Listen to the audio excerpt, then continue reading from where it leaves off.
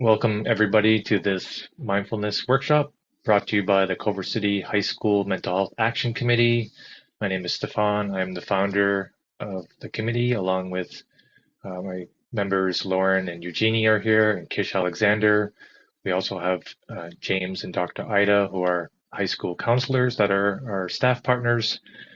And we're bringing you this workshop tonight because mindfulness has been a big part of my healing, and the theme of honoring our efforts resonates deeply because I am the type of parent that kind of sets the bar too high.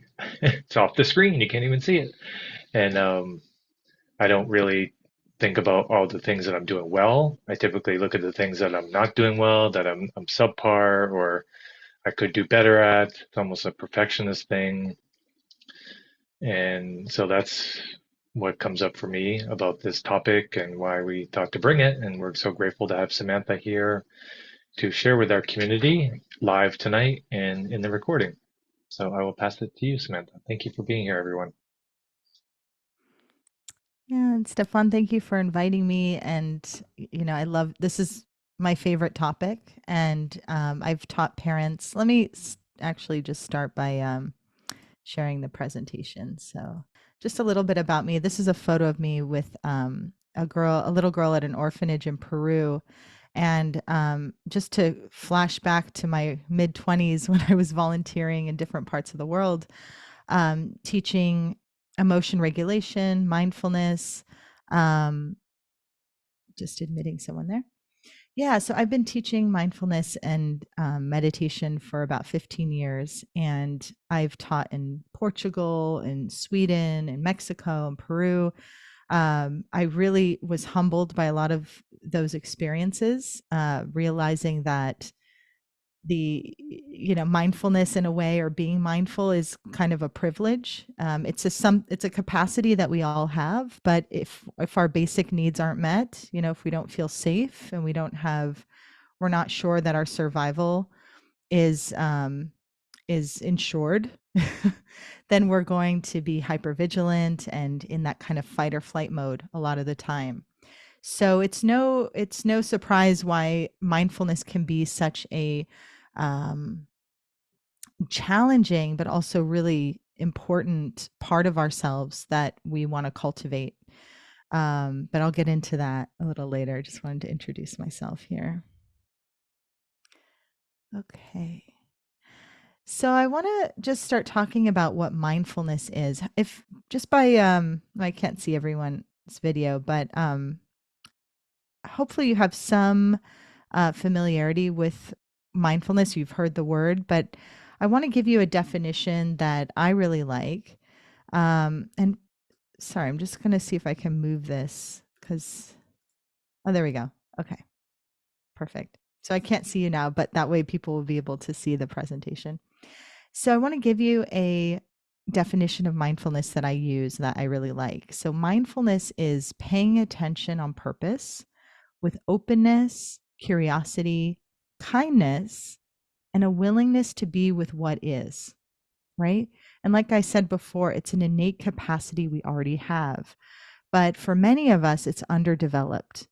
And when you look over here to the left, this little meditating woman, these are 5 capacities of mindfulness that are looked at when we do research on mindfulness. So when we look at like a mindfulness intervention program, we're looking at these different components of mindfulness and seeing which aspects were strengthened most by the intervention. So this is from the 5-factor model of mindfulness. So one factor is not judging our inner experience. So being able to witness it, but not, if we have a thought that's really dark, we're kind of afraid of our own thought. We're not calling ourselves a bad person for having that thought. We're acknowledging it as an automatic thought, and watching it come and go. So that's one aspect. We're also not judging, or we're not reacting to our inner experience, right? So we're developing this capacity to get a little bit of distance, a little bit of space from the stimulus, and then how we respond. If we don't have that space, we're just reacting in habitual ways, which can lead to a lot of suffering, a lot of reinforcing of patterns and habits that were formed a long time ago in our development. So it's developing that ability to witness instead of react. The other capacity here is all about observation, right? It's like watching what's happening in our mind, watching our emotional responses, our thoughts, instead of reacting to them or believing them right away, right?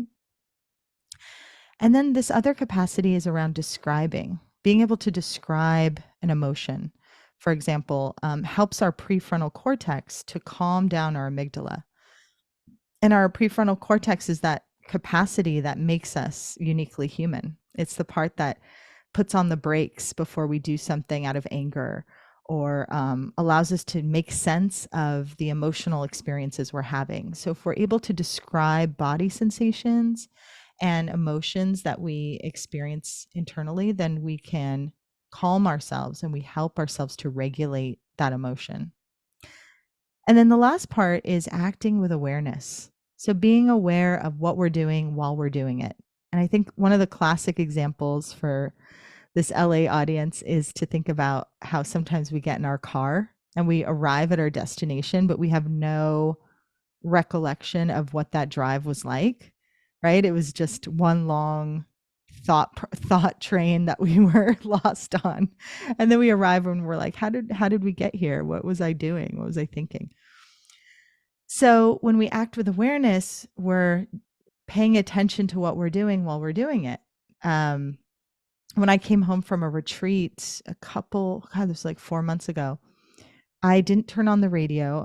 My mind was so still and I was just noticing the vibration in the car as I drove and noticing the grip of my hands on the steering wheel. And I drove for maybe like, Samantha, stop screaming. is that me? Can, Is Oh, is it muted? Okay. I swear I heard Samantha stop screaming. So I thought it was me. I was like, oh no, am I screaming into the mic? I'm glad I'm not. Okay, good, good, good. I hope I'm not screaming.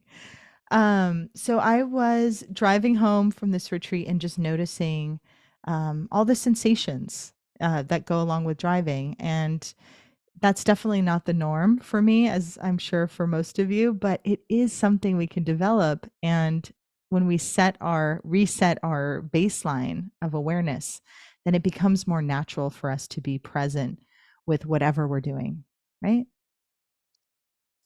Okay. So I wanted to give you just the 4 steps first to distinguish between mindfulness and meditation. And I'm just reading Romina's comment here. Okay, so let me go back here. So meditation is a way to cultivate mindfulness. It's called a formal practice. The informal practices are bringing mindfulness into everything we do. So drinking, eating, driving, walking, anything we're doing, we can be mindful, we can be present. And then the meditation component is this concentrated, I call it the lab, right? It's like when you're in school, you have a lab component to your classes where you're getting really like intense practice with whatever you're learning. That's what meditation time is. It's really helping us to develop the habit of witnessing when our mind drifts away and then coming back, because that gives us agency over our attention. And without that agency over our attention, our mind just will endlessly wander and be in a cycle of habitual projection and believing thoughts right away without questioning them. So the meditation gives us this time to develop this capacity, the agency over our attention. And these are the 4 main steps. So the first step is we choose an anchor for our attention. And typically we use the feeling of breath in our bodies. So maybe we can do that for a moment, just putting a hand or 2 hands on your belly and taking a deep breath.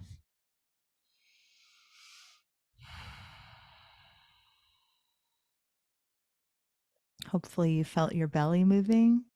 And we can do it with our chest too. If you want to put your hands over your heart and just feel your chest rise and fall.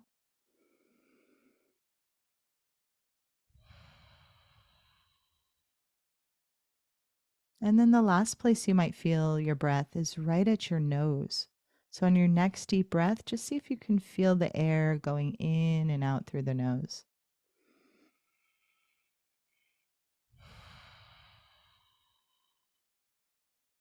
Nice.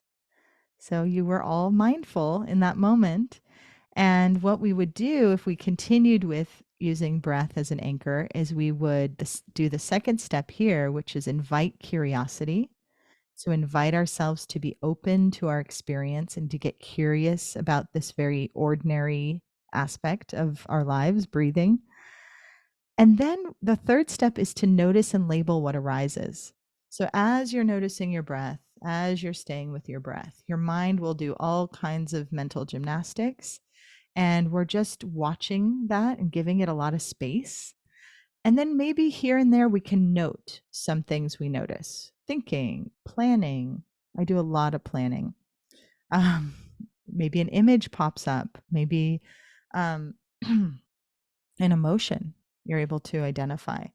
And it's the goal isn't to identify every little thing that happens because that would be very tiring and overwhelming. Um, but it's the goal is just to make room for all of it and then to label and name a few here and there.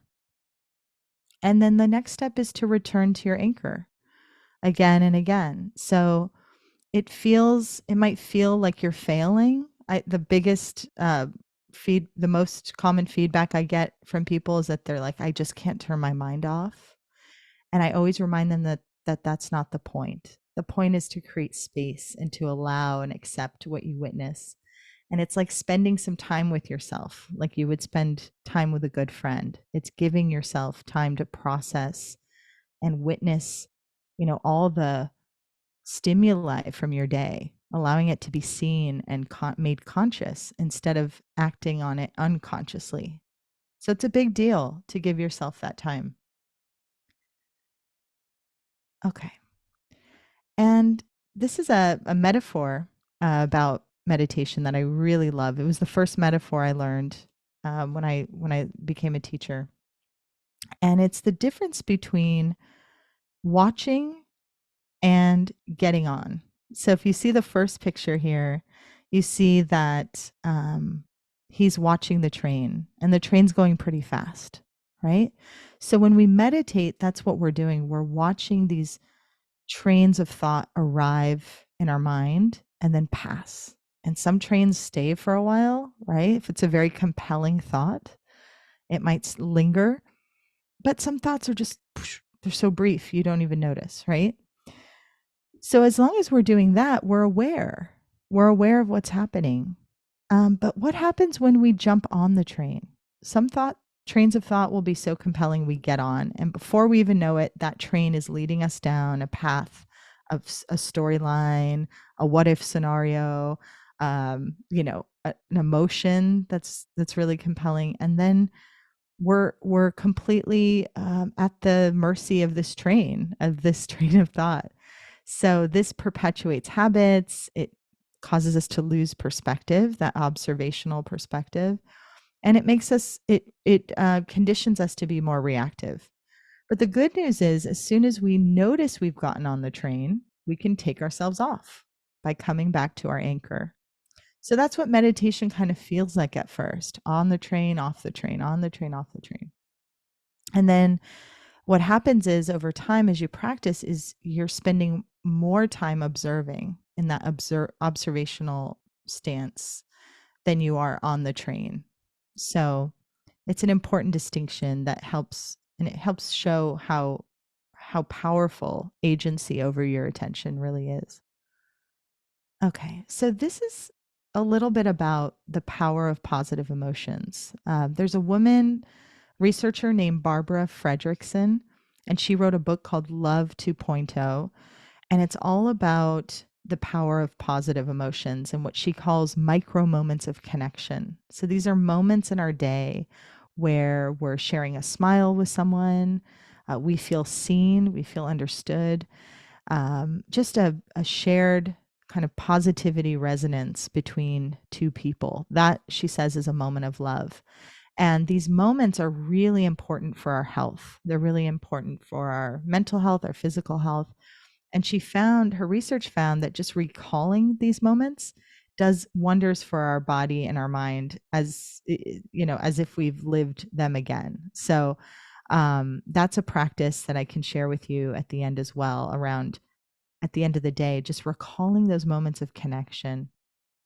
And what we're going to do today, loving kindness meditation and honoring our efforts, are also ways of cultivating positive emotional states, this feeling of love and connection and a feeling of generosity that you have toward yourself and toward others that you care about. So I just thought the research on what positive emotions do for us is fascinating. These are some examples here. So it expands our repertoire of desired actions, right? So if you think of what that means, we're not as confused, we're not as indecisive. We kind of see more possibility in our lives and what we can do. So it's helpful for problem solving and creativity. It also keeps us open to new experiences and critical feedback. Like, we're able to take critical feedback without feeling threatened by it or closing down. It increases our sense of oneness with close others. That sense of of of what's the word I like to use? It's like when you're attuned to someone, right?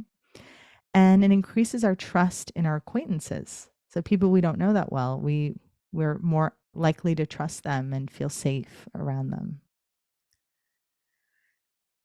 And these are some benefits of loving kindness meditation, or what I call them with children is friendly wishes. So I put a picture here of a little girl blowing bubbles, because when I teach children how to do friendly wishes, I have them imagine someone they love, and then they blow the bubbles, and we imagine that the bubbles are sending the wishes out to the world, sending them to that person. So that visual, tangible cue is really helpful for them. So if you have little ones, you can try that. So sending loving kindness to ourselves and to others, it helps us process emotions. It increases our empathy and our pro-social behavior. So these are behaviors like being generous, giving a gift, letting someone go in front of us in traffic, right? These kind gestures that keep us feeling good about our actions. And it also reduces stress and inflammation in our bodies. Okay, so this is how we do loving kindness, and I'm going to guide you through it too. So we start with choosing someone to send kindness to, and usually we start with ourselves, right? And then we move on to a loved one, someone who's easy to love, then a neutral person, and then a difficult person. So we kind of ease our way into feeling loving kindness toward people that maybe it's really hard for us to feel like wanting to wish them well. That's hard. But we start with someone easy. And then we use phrases like, may you be safe. May you be healthy and strong. And may you be joyful as often as possible. Those are the ones I like to use. But you can use any phrases that you like, that resonate with you, that feel genuine. And the third part is, finding this genuine way to connect with the feeling of compassion and care. So two ways that I like to do that are, first, to imagine myself as a child. You can imagine yourself as a child and coming into the world with you had no choice really. You were brought here. And I think that just that thought alone opens our hearts a little bit. You can also imagine yourself or someone else doing something lovable. If you're sending it to your child, you might think of them, giving you like a Valentine's Day card or helping out with chores in the house, just a moment when they were kind and generous. And so that's the basic practice, and I'll guide you through it.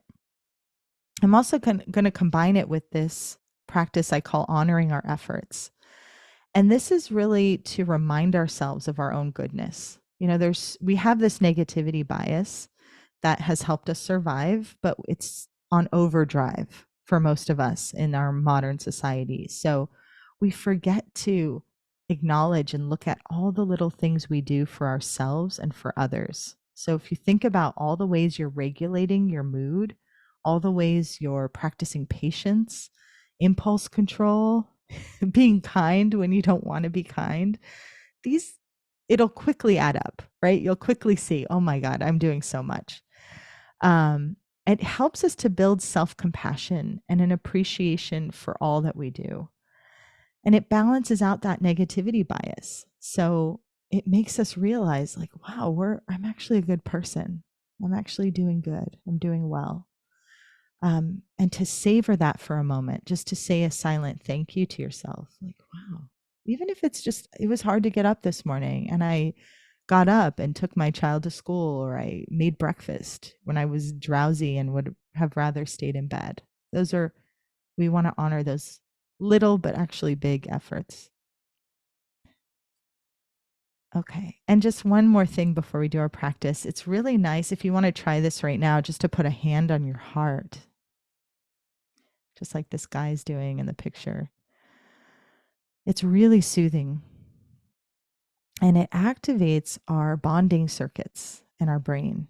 It releases oxytocin. It calms stress, cardiovascular stress. It gives us a sense of security. And it's really helpful when you're having difficult emotions. I do this a lot when I'm in the grocery store. I get overstimulated by everything at the store. So I just immediately put a hand here and I feel like I'm here with me, if that makes sense. It's your kind inner friend looking and saying, I'm here. I'm here. And I see how hard this is. So that's a really powerful thing you can do without any words. Very stealth way of bringing kindness to yourself. Okay. So let me just make sure I don't have anything beyond this. Okay. So why don't we do a practice? Why don't we do this practice? And we're going to practice first honoring our efforts and then loving kindness. So we're going to put one on top of the other.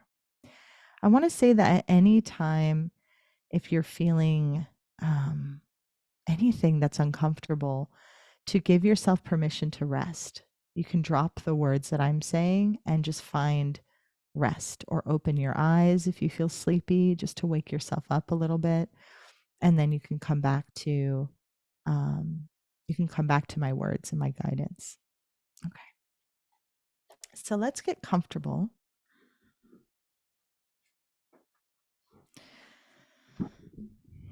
It's nice to have the support of the chair behind your back, but also just feel a little upright. This kind of feeds back to your brain that something interesting or important is about to happen when we're sitting upright. So it can be helpful. And just take a moment to maybe bring your shoulders up toward your ears as you take a deep breath. And as you exhale, just rolling the shoulders back and down.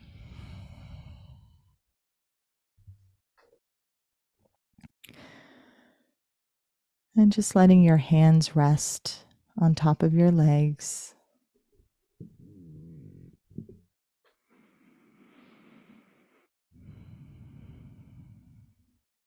And just take a moment to land here.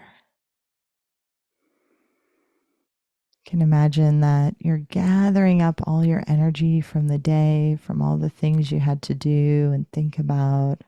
As you breathe in, you're gathering that energy back. And as you exhale, letting that energy fill your body. Maybe doing that one or two more times, breathing in the energy back from the day. And exhaling, letting it fill the body.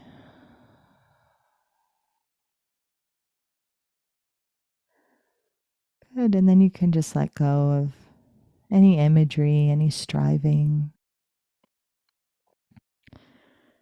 And we'll start just by feeling our bodies on the chair, feeling the points of contact. So, feeling the chair or surface underneath you, noticing where your hands are resting,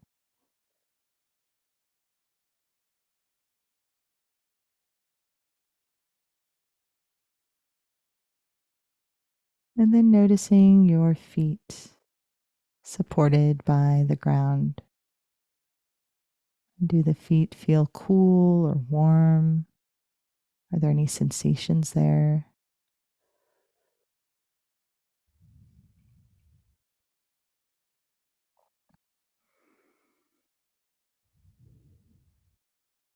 And then just broadening our awareness to the room that you're in.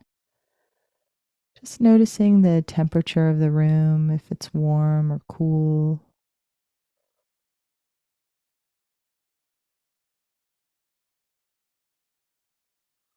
Noticing any scents in the room as you take your breath in, anything you can smell.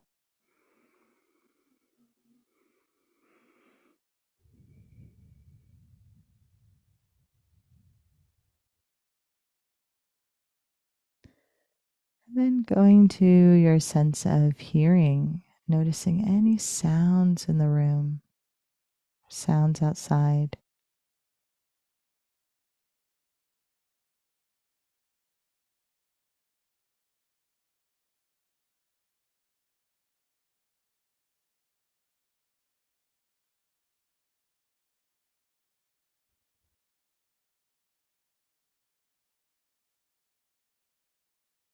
And then making your way into the body, scanning down, noticing any sensations around the face and the eyes, allowing the muscles of the face to release and let go.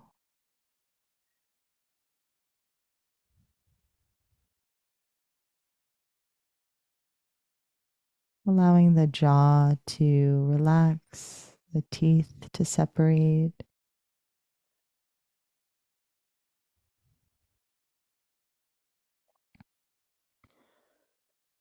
Noticing any sensations in your throat and your neck,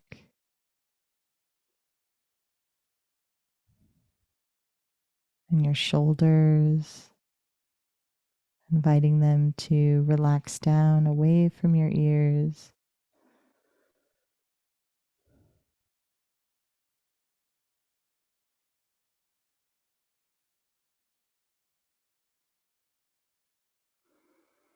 And feeling your arms resting down by your sides.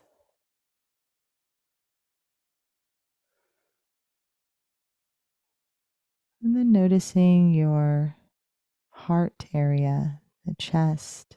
Are there any sensations there?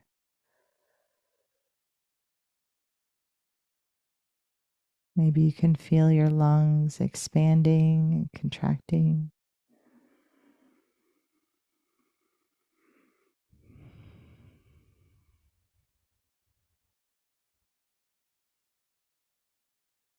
And then continuing down to the belly, the abdomen. If you're holding any tension there in the muscles, letting the belly kind of poof out. Just be free of any tension.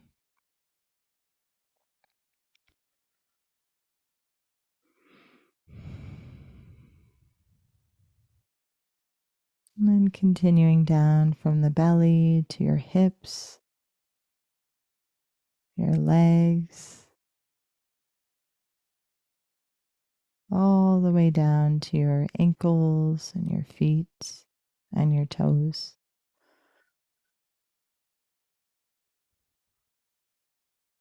Just noticing that feeling of being present for the body, using the body as your anchor.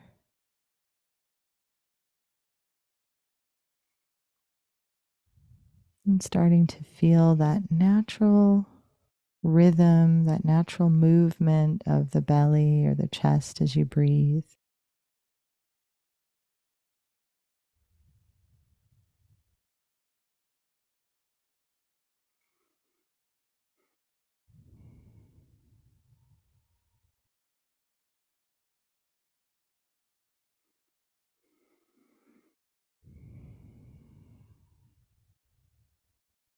At any time in our meditation, you can come back to this feeling of breath in your body. It's like your home base.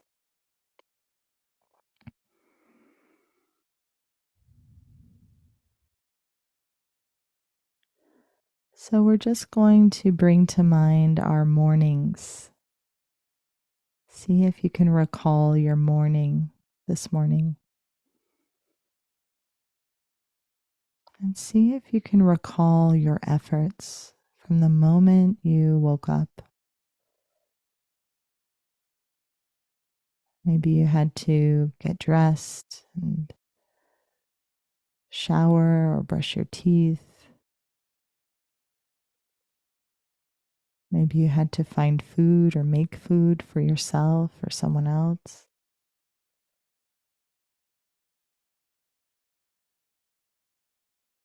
And maybe there was stuff going on internally.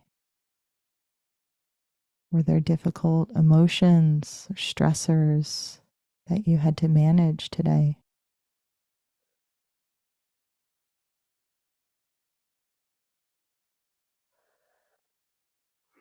And just, if you'd like, place a gentle hand over the heart, maybe one over the belly, just to acknowledge your efforts to regulate, to be kind, to take care of responsibilities.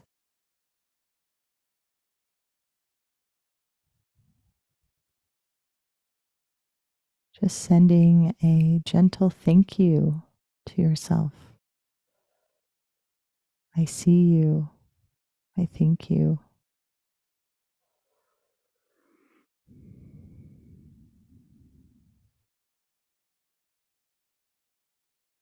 And continuing to reflect on the day into the afternoon.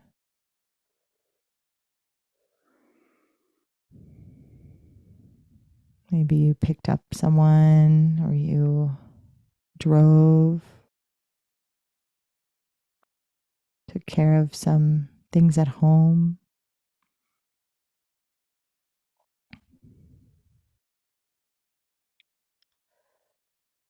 And continue your reflection to this moment, taking the time to grow, to learn, to be kind to yourself. Just sending yourself a very kind, gentle thank you for all of these choices you've made today. It's a way, like a good friend might say, I see you. I see all that you do.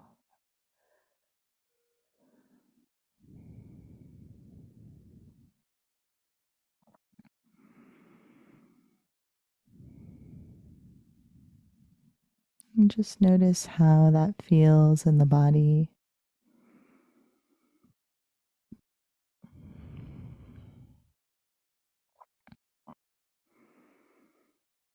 Maybe a sense of relief, having been acknowledged, a sense of compassion. Just savoring it for a few breaths. There's no other thing we have to do right now. We can just take this time for ourselves.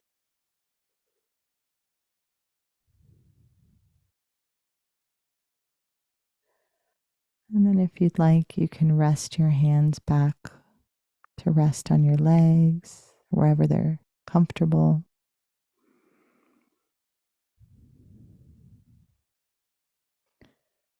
And we're just going to maybe imagine ourselves as children. See if you can imagine yourself as a child, new to the world, trying to figure things out, trying to survive and stay safe. And there's an innocence there. See if you can allow that knowing that you were a child to open your heart just a little bit, or maybe a whole lot.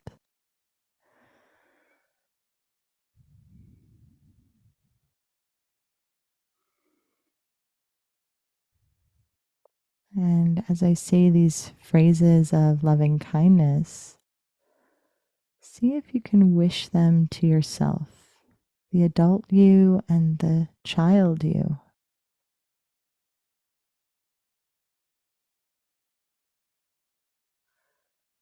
May you be safe.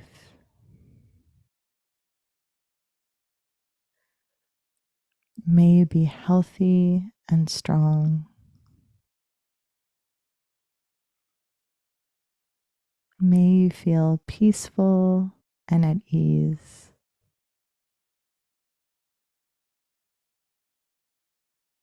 May you feel joy as often as possible. Taking a deep breath, letting that sink in.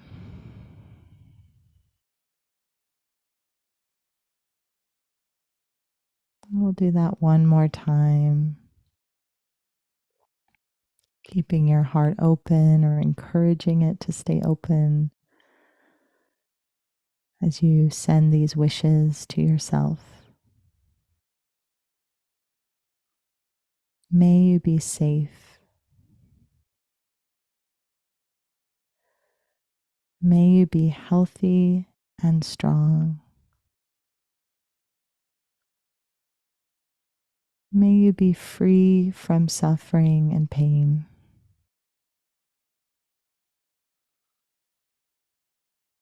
May you feel joy as often as possible.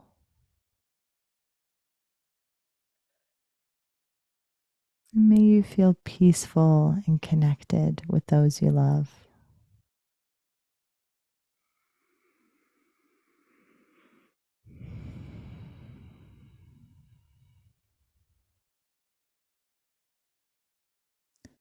So just taking these last few mindful breaths, just letting any feeling of ease in your body and your mind to be savored like a sponge, just letting it soak in with each breath.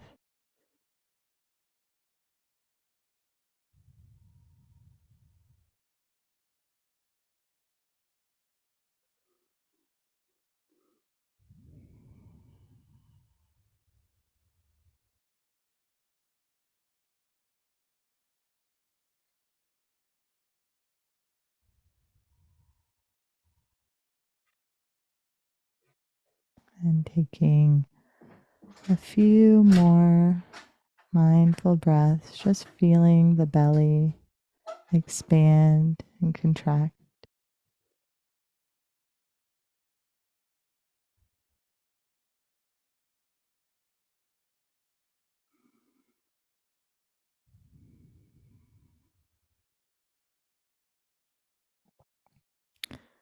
And starting to notice your space, the space around you, so the temperature of the room,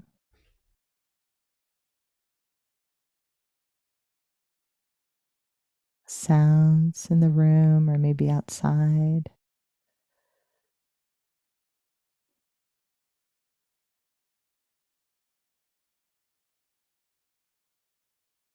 And your next breath, taking in any scents in the air, anything you can smell.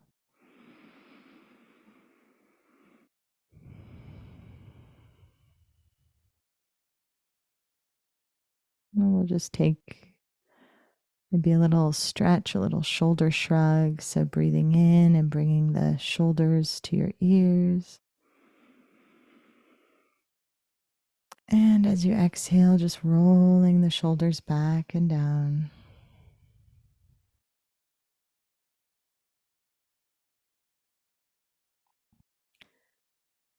And when you're ready, you can just blink your eyes open, coming back to our shared space. That was very soothing, very calming. I meditate often, but I feel like every time I meditate, it's like new again. So many different things going on in my mind and where I'm at in my life. And yeah, it just really felt comforting to just support myself and to um, be present with and comforting myself because I feel like so often in my life, I seek I seek the sort of the approval of others by doing things for others, for my kids, my wife, my job, this and that, and there's I need to also refuel and reconnect and ground myself with the self care and yeah, so it felt really good to connect with my younger self, my inner child, and yeah, it was really powerful. Yeah, thank you. Yeah. Yeah. That's wonderful. Yeah, we discover too that there's so much inner soothing we can do, so much compassion. Our reservoir for self compassion is so deep, and taking the time to access that kind voice that says, "I see you. I see what you're feeling." It's it's I find that it's more gratifying than other people saying it most of the time. I mean, we do need each other and we do need to support each other. But if we can have that voice within, that kind, compassionate voice, it's with us wherever we go. And then the practices that we're doing, like the one we just did, don't just benefit us, but they benefit everyone in our lives by default. So we never have to think of it as a selfish practice, which sometimes gets confusing. Yeah, so I wanted to share that there's a great organization called Inside LA um, that offers classes, 1-day retreats, practice groups, both online and in person. So they're just an amazing organization. This is an organization I work with, Peak Brain Institute. So primarily, we do neurofeedback there, but we offer mindfulness coaching. So I work a lot with kids and adults, and then I lead a Tuesday night group that's free and open to everybody from 6:30 to 7:30 p.m. on Tuesdays in Culver City. I should add. So that is, I can send out an email to show you how to sign up and if you want to get involved. Selfcompassion.org is a great website. Created by Kristen Neff, who's a researcher in self compassion. And she has guided meditations and worksheets for you to, create your own loving kindness phrases and to deeply develop this capacity for self compassion. It's a wonderful resource. And then, of course, where I trained is at MARC. So it stands for the Mindful Awareness Research Center at UCLA.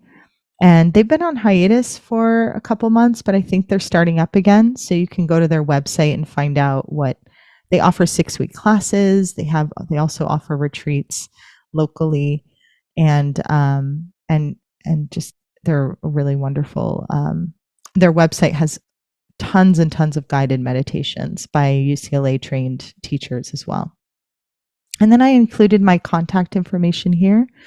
I always have things going on. I lead month-long practice groups where we join together on Zoom once a week, and then we practice every day and keep.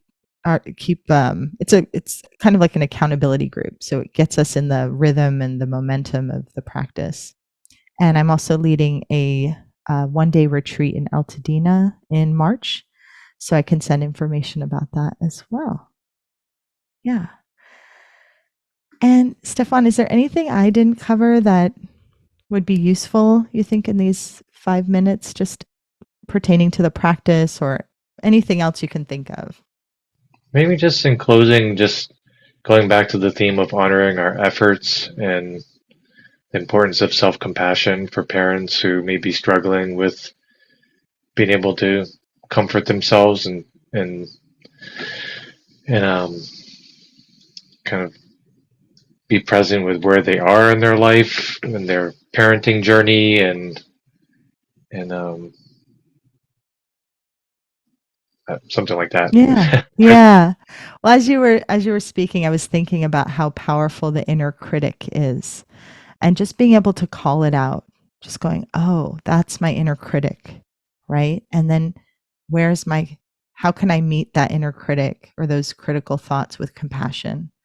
So it's never too early to practice self-compassion, meaning like we don't have to wait till we get so dysregulated that we're struggling to find a tool to use, right? Like, wait, what was that thing I learned?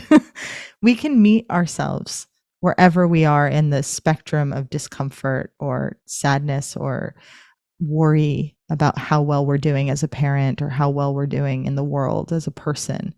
The moment you notice the little twinge of criticism, see if you can put a hand on your heart and go, yeah, that's hard. That's hard to feel.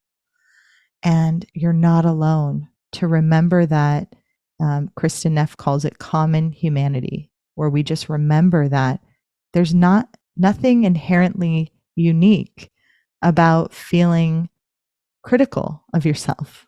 This is a human experience. And that's not to say to, I'm not saying that to diminish your experience. It's the opposite. It's to validate that this is part of a human life. Because a lot of the time when we're having difficult emotions, there's a part of us that kind of thinks that something is going wrong or that this isn't supposed to happen, right? That thought like this isn't supposed to be this way.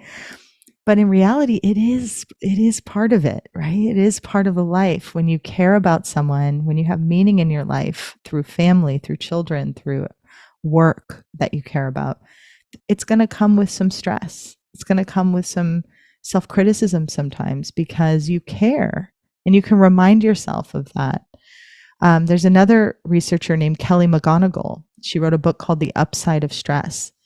And the whole premise of her research is if we can greet those moments of difficulty by reminding ourselves that the stress we have in our lives comes from meaning and purpose, and that the energy of stress in the moment, like before you're going to give a speech or if you're worried about your child, to see it as a way of, it's kind of fueling you, it's keeping you alert to what matters most to you, right? If you can reframe it that way, her research has found that it actually changes the physiological response to stress. If we remind ourselves that it's not abnormal and that it indicates that we care and that we have meaning in our lives. So that's a lot, but I think what fascinates me is that there are so many tools and there's so many ways of greeting and being with the discomfort we experience so that we can start to include it in our experience instead of seeing it as something we have to exclude or fix. And honoring our efforts is one way to do that, to go, wait, I'm this and this. I blew up at someone, I screamed, I cried, I yelled, whatever, and I showed up and I learned something and I was kind and I smiled. So getting rid of that kind of dualistic thinking that we're either one thing or another and including it all and saying, I'm this and this, I did this and this. And that'll give you a more accurate, give your brain and feedback to your brain that a more accurate picture of reality. Yeah. Wonderful. Thank you so much. Yeah. I want to Yeah, thank my you so much pleasure. for taking the time to connect with our community, and glad that we were able to record this to share this with the whole school district. And yeah, I just want to say, for anyone watching, the Culver City High School Mental Health Action Committee can be reached at cchsmentalhealth at gmail.com. Our intention is to bring events like this to the community, both online and in person. And we just started this school year, so it's a movement, and we want to bring more awareness and support for parents. As was said, community is very important, and it's kind of normalizing the experience too, and isolating, especially post COVID. Like it's really important to cultivate community, and that was really the intention for this committee and for this type of workshop. And yeah, it's really grateful for this experience together. Yeah, thank you for doing this work. It's so needed. I've worked in high schools for many years, and I just sometimes just wanted to camp out there and keep offering services because it's so needed. So I'm so grateful that you offer this as well. Great. Thank you very much. All right. Take care, everybody.